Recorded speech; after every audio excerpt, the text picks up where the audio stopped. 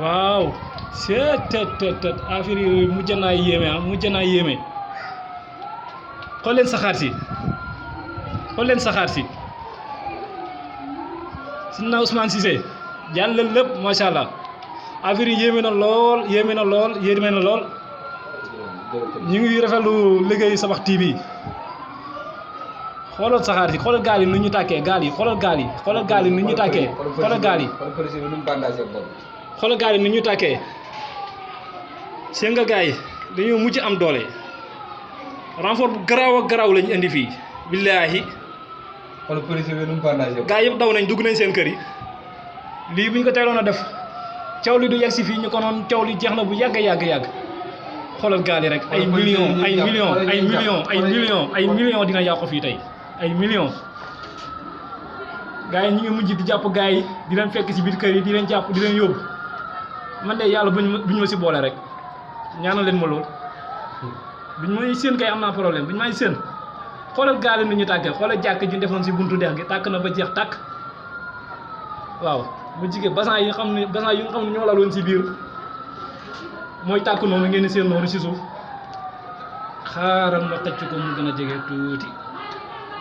voilà yéen a ngi gis sëpp tey Guet Ndar moom beneen affaire la lii moom yàlla na yem fii rek lii moom bu continué moom du doon jàmm moom laa ilaha illallah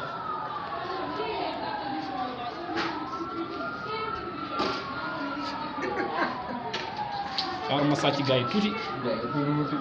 dañoo ñuul gars yi léegi ñu ngi ñuul kukk si biir dëkk bi si biir dëkk bi laa ilaha illallah muhammadu rasulullah léegi buñ may seen moom tey sama yaram tàng xam naa dinaa doyal ay liif de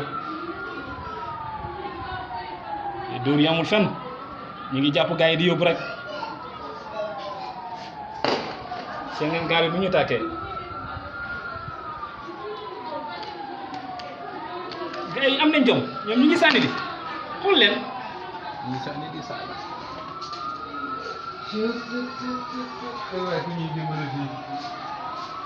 coy gaal yaa ngi tàkk waaye ko gis nga ñu ngi dem départ nañ ay oto lañ yor léegi dañoo bëri doole yéen a ngi leen di seen nit ñu lee xoolal kii mu ngi dugg si biir kër gi xool leen sama bi mu ngi tëj buntu kër gi gis nga daanee na buntu kër gi léegi biir kër yi la ñuy dugg léegi daanee na buntu kër gi biir kër yi moom mën na see bañ a bokk bu ngeen duggee si biir kër rek mën ngeen see boole ñu nga xam ne bokkuñ si